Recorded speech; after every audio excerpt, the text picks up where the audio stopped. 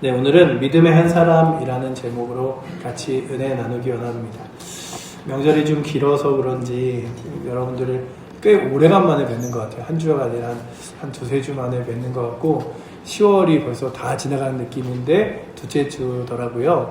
근데 이번 주에 한 주를 보내면서 그냥 뭐 잘 지냈는데 손가락에 이렇게 그 뿌리 같은 게 나서 엄지손가락 옆에 그거를 탁 뜯었는데 피가 나기 시작하더니 거기에 이렇게 딱지가 생겼는데 자꾸 왔다 갔다 하다가 세수를 해도 뭐 이렇게 뭘 만져도 그게 딱지가 떨어지면서 또 따갑고 해서 일주일 동안에 여기가 아물만 하면 또 딱지가 떨어지고 그러면서 요만한 상처인데 굉장히 피곤하게 만든다, 힘들다 이런 생각을 했는데 그러면서 그 말씀을 준비하다가 그런 생각을 해봤습니다.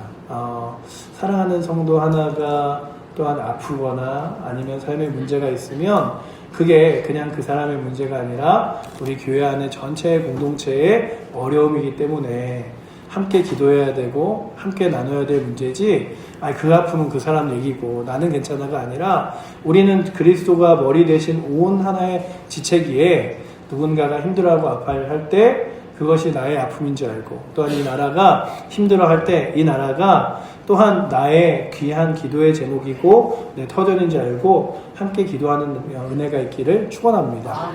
오늘 말씀에 나오는 느헤미야가 그랬어요. 타국에서 포로로 잡혀갔지만 그가 지내는 것은 굉장히 평안하고 좋았습니다. 그러기에 자기 자신이 살아가는 삶에는 어려움이 하나도 없었어요. 왕궁에서 왕의 그 음식을 먼저 맛보는 기미하는 일들과 그리고 왕 곁에 있는 보좌 역할을 했기 때문에 그가 어려운 건 없었으나 그의 마음 가운데 늘 어떤 마음이 있었냐면 나와 함께하는 예루살렘에 있는 동포들은 지금도 많이 아파하고 굶주려하고 힘들어한다는데 저들의 어떻게 할까 그러다가 예루살렘에서 다녀온 사람의 이야기를 들으며 그가 눈물을 흘리고 이렇게 있어서는 안 되겠다. 내가 저 예루살렘 땅을 향하여 금식하며 기도하고 또한 그 땅에 있는 영혼들이 정말로 위로받고 힘을 얻도록 내가 무언가 해야겠다라고 하는 것이 오늘의 본문의 시작입니다. 오늘날 우리의 가정과 교회, 나라를 둘러보면 마치 느헤미야 시대에 무너진 예루살렘 성벽과 같이 정말 많이 무너져 있는 세상을 바라보게 됩니다. 신앙의 울타리가 허물어지고 세상은 혼란과 어둠이 가득하죠. 세계적으로 기독교의 영향력이 약해지고 있는 것처럼 보입니다. 끝까지 주님 오실 날까지 악의 세력은 훨씬 더 강하게 그리고 힘있게 몰아칠 것이죠. 그래서 세계적으로 기독교의 영향력이 약해지면서 이슬람이 급속히 확산되는 가운데 향후 수십 년 내에 기독교의 인구를 훨씬 이슬람이 앞지를 거라는 전망이 나오고 있습니다. 실제 통계에 따르면 이제 2015년도부터 쭉 계산을 해보니까 2060년 사이에 인구가 32% 정도 늘어나는데 그동안 무슬림 인구가 70%를 급증하며 약 30억 명 이상에 이를 것으로 예측하고 있습니다. 그런데 이게 그냥 이슬람이 많아지나 보다가 아니라 이슬람의 세력이 가장 지금 유럽에서 많아지는 나라 중에 하나가 영국이거든요.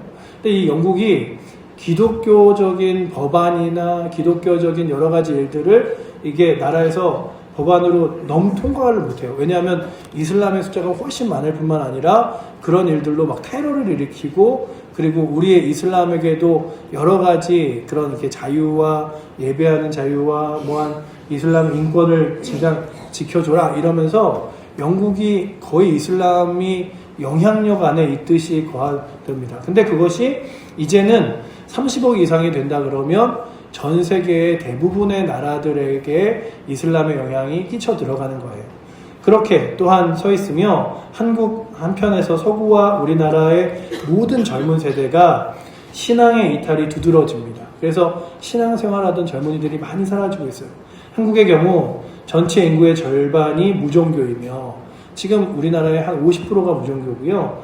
20대 청년층에서는 무려 67%가 종교가 없다고 응답합니다. 그리고 채 7% 정도가 되지 않는 사람들이 기독교인임을 봅니다. 가정은 해체 위기에 놓여져 있고 성경적 가치관은 멀어져 있는 문화 그래서 동성애를 포함한 성형용의 영향력. 그래서 이제는 여러분들이 그런 일들을 하실 일은 많이 없겠지만 인터넷이나 무슨 이렇게 가입을 할 때 보면 이렇게 예전에는 남자냐 여자냐 이렇게 있잖아요. 근데 지금은 이제 세 가지가 나와요. 남자냐 여자냐 성을 구분할 수 없는 사람이냐 이렇게 나와요. 아예 대부분의 모든 그 글로벌한 기업들의 인터넷 가입이나 이런 것들이 그런 식으로 됩니다. 그래서 마치 지금 이제 성을 자기 자신이 남자와 여자를 선택하는 것이 당연한 듯이, 그리고 방송에서도 그렇게 여자의 정체성을 버리고 남자로, 남자의 정체성을 버리고 여자로 되어가는 사람들에 대하여 그들을 굉장히 당연한 듯이 받아들이죠. 또한 밀려오는 이 복음의 터전이었던 땅마저 영적으로 황폐해져 가고 있습니다. 이런 시대에 하나님께서 성을 쌓으며 성 무너진 데를 막아서서 나로 멸하지 못하게 할 사람을 찾고 계시다고 성경은 기록하고 있습니다. 이 성이, 쌓아진 성이 무너져 내리고 있는데 그 성이 무너져 내리지 않기를 간절히 기도하며 간구하는 한 사람을 내가 찾는다라고 예레미야서에 말씀하고 있어요. 그러니 그 한 사람이 너무나 귀한 거죠. 여러분들 아브라함의 기도를 기억하십니까? 그가 기도하면서 그런 기도를 하잖아요. 하나님, 저 성이 소돔과 고모라가 정말로 의인 10명이 없으면 무너뜨리시겠습니까? 그런데 그 땅을 위하여 기도할 사람이 없는 거예요. 그 땅을 위하여 무릎 꿇을 사람이 없는 거예요. 그래서 무너져 내렸음을 봅니다. 그러니 역사의 위기가 처한 때일수록 하나님은 한 사람의 믿음, 헌신과 눈물의 기도를 통해 새로운 돌파구를 여시는 것들을 바라봅니다. 그렇다면 나는 그러한 돌파구로서의 삶을 지금 살아가고 있는가? 라고 하는 거죠. 페르시아 왕궁의 평범한 관원으로 살던 느헤미야는 무너진 고국 예루살렘 성벽의 소식을 듣고 하나님 앞에 통곡하며 금식 기도를 드린 사람입니다. 그는 자신의 안위보다 민족의 아픔을 가슴에 품고 나아갔습니다. 느헤미야는 기도하며 회개의 중보자로 자신이 섰어요. 주여 듣고 계시옵소서. 이제 종이 주 앞에 밤낮으로 기도하며 이스라엘 자손의 주의 종들의 죄를 자복하오니 우리 이스라엘 자손이 주께 범죄하여 주의 계명을 지키지 못하였나이다. 하나님, 제가 죄를 지었습니다. 그리고 우리 민족이 죄를 지었습니다. 그러니 용서하여 주시고 회복시켜 주시옵소서. 그러며 금식하며 기도하기 시작했어요. 민족의 죄를 자기 죄처럼 고백했습니다.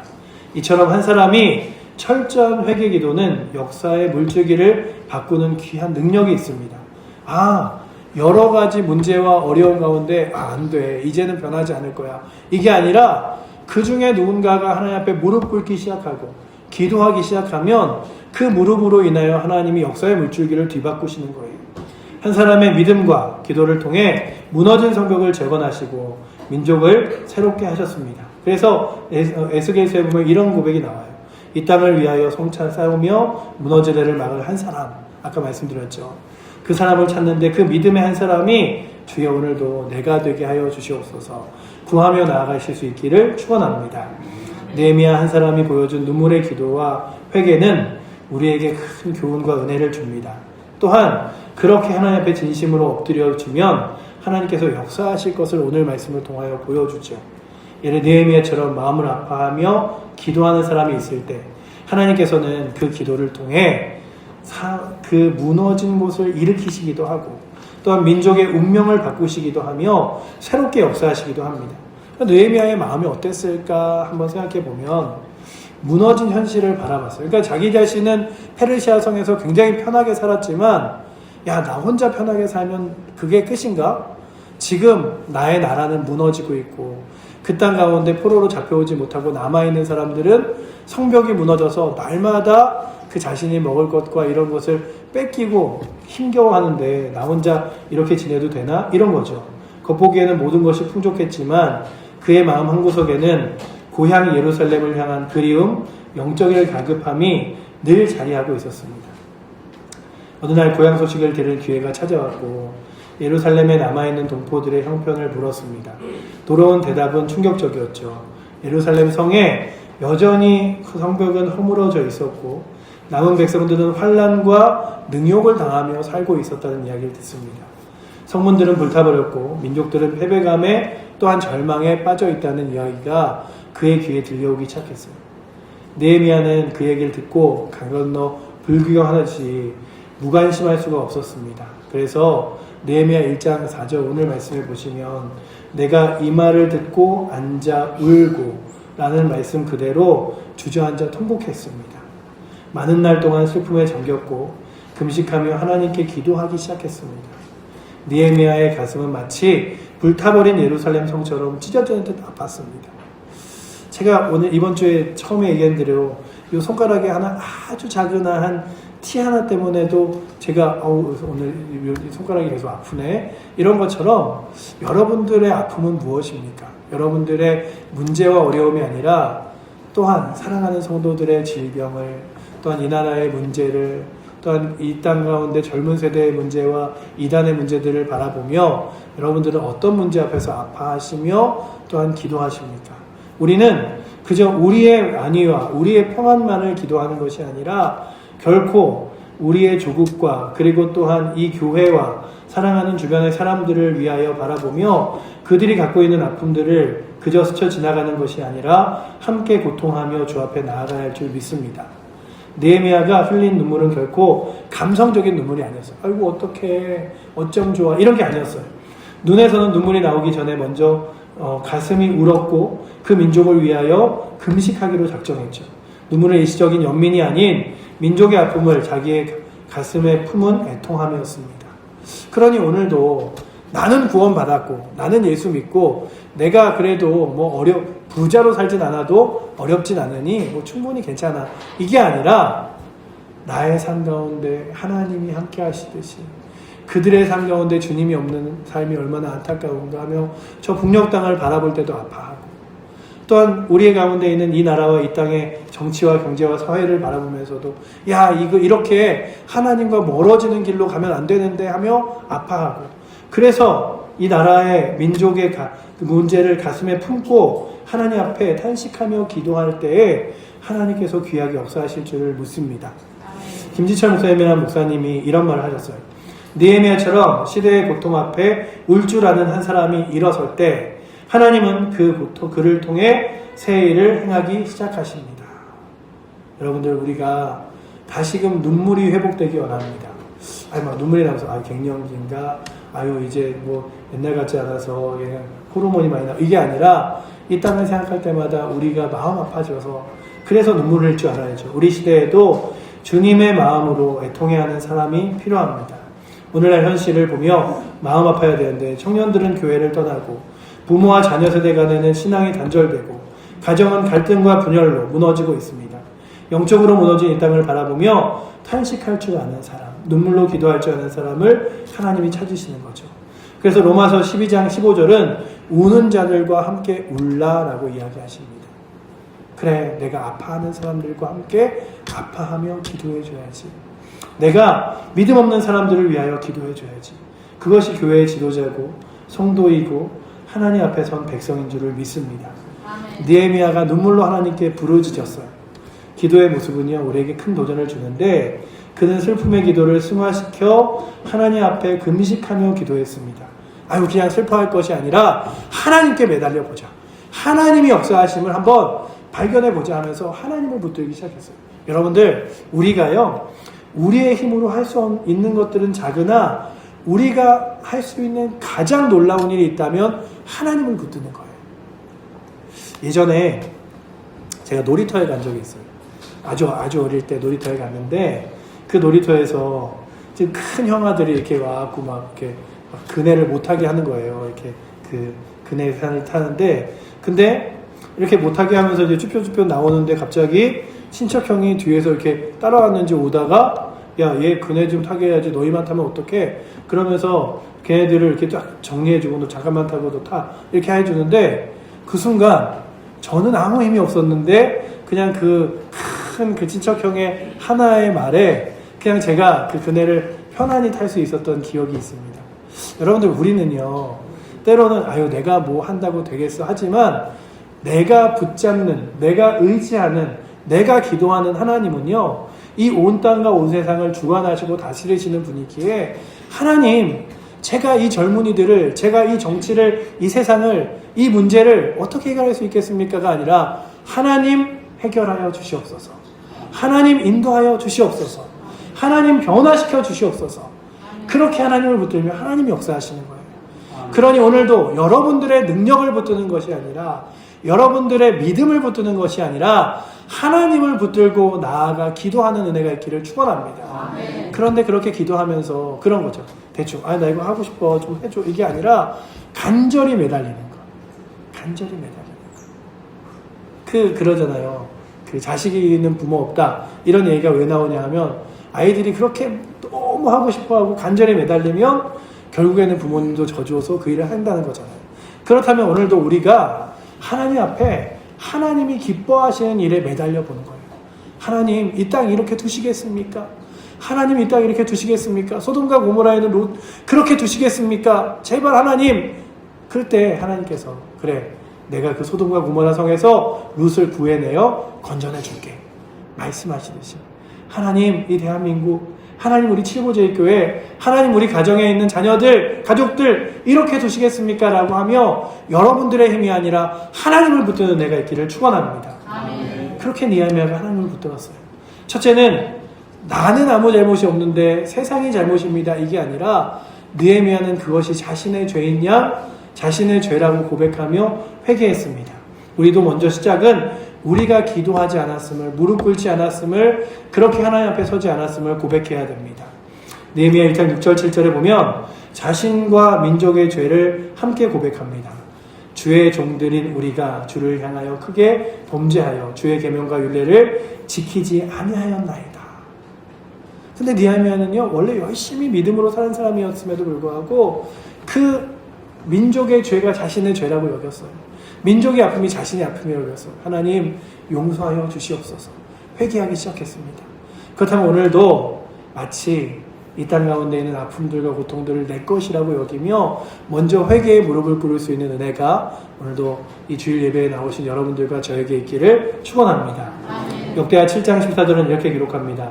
내 이름으로 일컫는 내 백성이 그들이 악한 길에서 떠나 스스로 겸비하여 기도하여 내 얼굴을 구하면 내가 그들의 죄를 사하고 그 땅을 고칠지라. 하나님, 제가 다시금 하나님을 향해 얼굴을 들고 주 앞에 기도하겠습니다. 주 앞에 회개하겠습니다. 이 땅을 회복시켜 주시옵소서. 이렇게 기도하는 거죠. 먼저 다 자신이 하나님 앞에 겸비하고 회개하는 기도를 드려야 됩니다.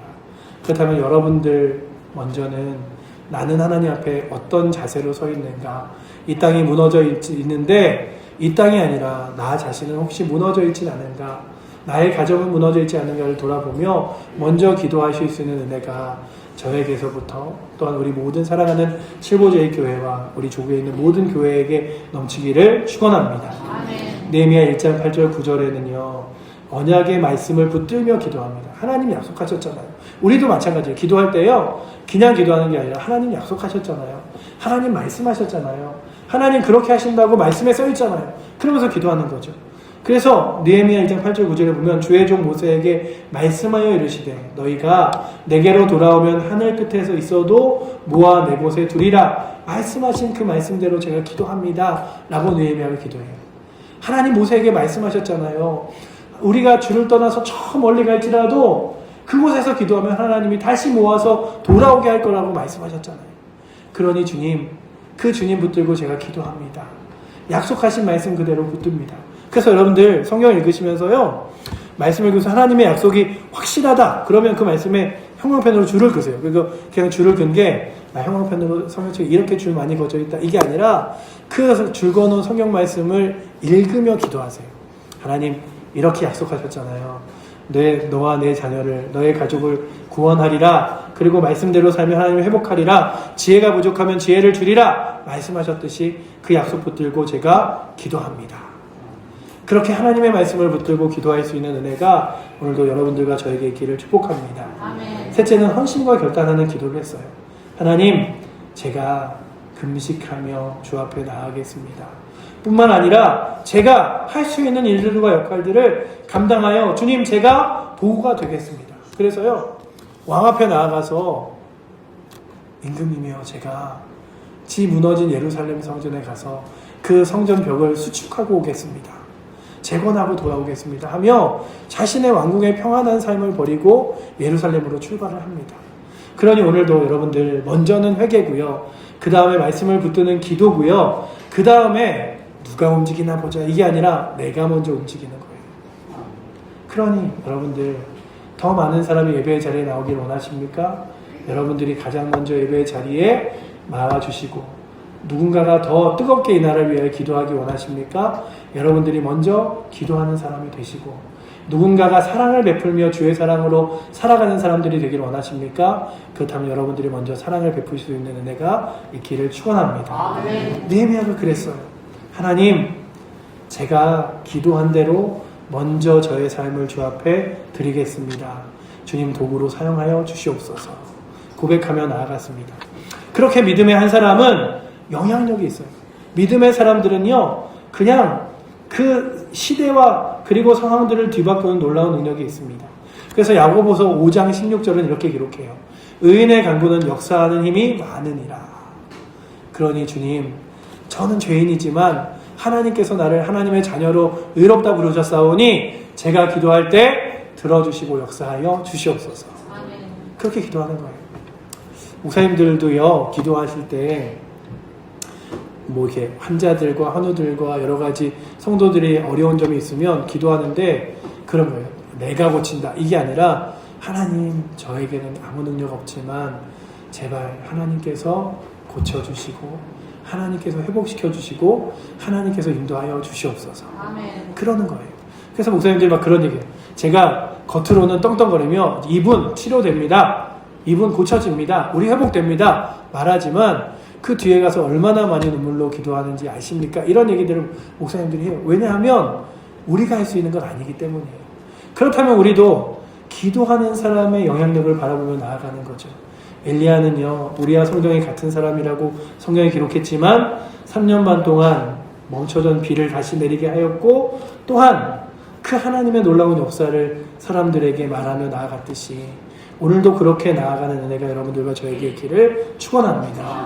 이 땅을 바라보면서 교회사에서도 기도의 사람들이 하나님 앞에 무릎 꿇을 때 변화시킨 여러 가지 일들을 이 역사가 보여줘요. 스코틀랜드의 종교개혁자인 존 낙스는요, 한 사람의 기도로 나라를 뒤바꾼 인물 중에 하나입니다. 그는 하나님께 스코틀랜드를 주시지 않으면 차라리 저를 데려가소서라고 기도하며 날마다 무릎 꿇었습니다. 그런데 그렇게 눈물로 기도하던 가운데 당대의 메리 스튜어트 여왕이 나는 유럽의 모든 군대보다 존 낙스의 기도를 더 두려워한다라고 말하며 그들이 정말로 기도하는 한 사람을 두려워하고 변화시켰던 것들을 바라보게 됩니다. 19세기에요. 미국에서는 제2차 대부흥 운동이 일어났는데 그때 예레미야 램피드라는 사람이 먼저 하나님, 이 나라 어떡할까요? 제가 점심시간을 그냥 점심 먹는 데 쓰지 않고 하나님 앞에 기도하는 데 쓰겠습니다. 그러니 이 기도하는 자리에 사람들이 모여 함께 기도하게 하여 주시옵소서. 그래서 처음에 시작은 이 예레미야 램피어라는 사람이 가장 먼저 나와서 기도했어요. 혼자 기도로 시작한 모임이 처음 모임에는 30분 동안 아무도 오지 않았지만 그 다음에 끝날 무렵 사람들이 몇 명 돌아왔고 그 다음 주에는 20명, 그 다음 주에는 40명, 불과 몇 달 만에 매일매일 모임이 확대되어 정말로 수십 곳에서 수백 명이 모이는 기도 모임이 되었고요. 그렇게 시작된 기도 모임은 1857년, 58년에 미국의 부흥운동을 이끄는 귀한 열매가 되었습니다. 우리나라도 마찬가지예요. 1910년 평양 장대인교회에서 부흥회 때 그 길선주 장로님이 이렇게 나오셨어요, 강당에. 그리고 말씀을 전하신 게 아니라 갑자기 자신의 죄를 회개하기 시작합니다. 하나님, 이 땅 이 나라의 문제가 아니라 제가 먼저 죄인입니다. 한번 영상을 한번 보도록 하겠습니다. 우리 영상 한번 틀어주세요. 1907년 1월 2일부터 15일까지 장대현 교회에서 도사용회가 열렸습니다. 6일부터 시작된 저녁 집회는 매일 약 1,500명이 참석하여 뜨거운 열기를 더해갔습니다. 그러다 마지막 2주 동안 놀라운 영적 대각성 운동이 폭발했습니다. 바로 14일 저녁 성령에 사로잡힌 길선주 장로는 설교 대신에 자신의 죄를 고백했습니다. 그는 장로였었고 신학생이었지만 철저하게 하나님 앞에 회개하는 과정을 겪지 못했었습니다. 그런데 바로 그날 저녁 성령의 은사를 받은 후에 수천 명의 교인들 앞에서 자기의 죄를 철저하게 자명하였습니다. 1907년 2월 14일 일선주가 마룻바닥에 엎드려 자신의 죄를 고백하기 시작했다. 나는 바람이 같은 놈입니다. 친구와 초반에 아내의 신재산을 정리해달라고 맡기고 제 마음대로 가르쳤습니다. 주여, 저 같은 놈을 용서해 주실 수 있습니까? 하나님, 제 추악한 죄를 깨끗하게 하여 주옵소서. 길선주 장로의 회개가 있은 후 성도들도 자신의 죄를 하나하나 고백하기 시작했습니다. 병들어 아파하는 마누라를 보면서 매일 술만 마시고 빨리 죽어버리라고 저주했습니다. 주여, 용서하소서. 하나님, 저는 제 욕심 때문에 첩을 둘이나 두고 아이들과 마누라 생각을 전혀 하지도 않았습니다. 하나님이 싫어하시는 일을 삼았습니다. 용서해 주소서. 하나님, 성교사님의 돈을 14장이나 훔쳤습니다. 저를 용서해 주세요. 예배당은 성령의 강력한 임재와 통회의 역사로 가득 찼습니다. 그중 600명의 사람들은 다음날 새벽 2, 3시까지 밤새도록 가슴을 치며 자기 죄를 회개하느라 아우성을 쳤습니다. 이 회개 운동이 시작되면서 드디어 성령의 대부흥 운동이 일어난 것입니다. 장대현 교회에서 모인 지난밤 집회는 최초의 실제적인 성령의 권능과 임재의 현시였습니다. 우리 중 아무도 지금까지 이전에 그 같은 것을 경험하지 못했으며 우리가 웨일즈, 인도 등에서 일어난 부흥운동에 대해 읽었지만 성령의 역사는 지금까지 읽었던 그 어떤 것도 능가할 것입니다. 놀라운 성령의 역사는 다음날 15일에 더욱 강하게 나타났습니다. 그리고 이들의 회개는 고백과 눈물로만 그치지 않았고 구체적으로 그 죄악을 청산했습니다. 훔쳐간 돈과 물건은 주인에게 돌려주었고 타인에게 준 상처에 대해서는 찾아가 용서를 구했습니다. 이 평양 대부흥 운동을 통해 소돔이라 불렸던 평양이 예루살렘으로 바뀌기 시작했습니다. 교회가 더욱 성장하고 사회 개혁이 일어났으며 수많은 학교들이 세워졌습니다. 또한 이 부흥의 불길은 평양 시내로 그 주변으로 다시 한반도 전역으로 놀랍게 확산되었으며 나아가 중국 부흥운동의 도화선이 되었습니다. 100여 년 전 한 사람의 진심 어린 회개가 작은 불꽃이 되어 평양 대부흥의 불을 지폈듯이 오늘 바로 내가, 바로 우리가 작은 불꽃이 되기를 소원합니다. 네. 아멘. 여러분들이 제가 그러한 사람이 되어 이 땅 가운데 문제가 그저 우리가 강 건너 불구경처럼 아유 이 나라 어떡하나, 이 땅 어떡하나, 이 땅이 저와 죄악으로 이슬람으로 그리고 젊은 세대가 예수를 믿지 않으니 어떡하나, 자살률이 세상 최대치를 쫓고 있으니 어떡하나가 아니라 하나님 제가 이 땅을 위하여 기도하지 않은 한 사람입니다 라고 구하며 먼저 기도로 나아가 주 앞에 이 나라와 이 땅을 놓고 기도할 때에 하나님께서 다시금 이 땅을 회복시켜 주실 줄을 믿습니다. 오늘날 우리도 이러한 눈물의 중보자가 되어야 하지 않을까 생각합니다. 그렇다면 오늘도 여러분들이 다시금 주님 찾으시는 눈물의 중보자가 제가 되겠습니다. 주님이 필요하러 하는 기도하는 사람이 제가 되겠습니다 라고 고백하며 한 영혼과 한 가정과 교회와 나라를 위하여 눈물로 중보하고 기도하는 여러분들 되시기를 축복합니다. 아멘. 주님 제가 여기 있나이다 하며 자신을 드리는 사람들이 우리의 삶을 통하여 주께서 변화시키는데 먼저는 가정을 위해 기도하는 한 사람이 필요합니다. 그래서 부모와 자녀 사이에 신앙이 전수되지 못하고 부부간의 갈등으로 자녀의 방황으로 무너져 내린 이 땅 가운데 주여 우리의 가정이 평안하다고 그냥 끝내는 것이 아니라 이 땅의 가정들을 위하여 기도하게 하여 주시옵소서. 그래서 한 사람의 기도로 가정이 회복되는 놀라운 역사를 바라보게 하시고 또한 다음으로 교회를 위하여 기도하는 한 사람이 필요합니다. 교회 공동체를 위하여 기도할 때 무릎 꿇을 때에 그 한 사람의 기도를 통하여 주께서 교회를 회복시키실 줄 믿습니다. 장대현 교회의 길선주 목사님이 꿇었던 무릎의 시작이 정말 평양을 부흥의 운동으로 뒤바꾼 것처럼 오늘도 주여 나의 무릎이 주의 은혜 앞에서 아버지 하나님 가정을 위하여, 교회를 위하여, 나라를 위하여 꾸러지게 하여 주시옵소서. 이 나라를 위하여 기도하는 귀한 백성 되게 해달라고 구하며 나아갈 수 있는 은혜가 있기를 축복합니다. 또한 마지막으로 한 영혼을 향한 기도를 강조하고 싶습니다. 주의 아직도 하나님을 모르고 방황하는 영혼들을 위해 누군가의 중보 기도가 필요합니다. 여러분들도 홀로 지금 이렇게 믿음으로 잘 서 있는 게 아니에요. 누군가 여러분들을 위하여 기도하고 있음을 기억하고, 주님, 누군가가 나를 위하여 날마다 간절히 기도하는 기도로 내가 서 있음에 나도 누군가를 위하여 기도하는 사람이 되겠습니다. 오늘도 아버지 하나님, 내 눈물이 세상 가운데 메마를지 모르고 나의 삶 가운데 메마를지 모르지만 하나님의 은혜 앞에서 기도의 자리에서 다시 한번 나의 눈물이 회복되게 하여 주시옵소서.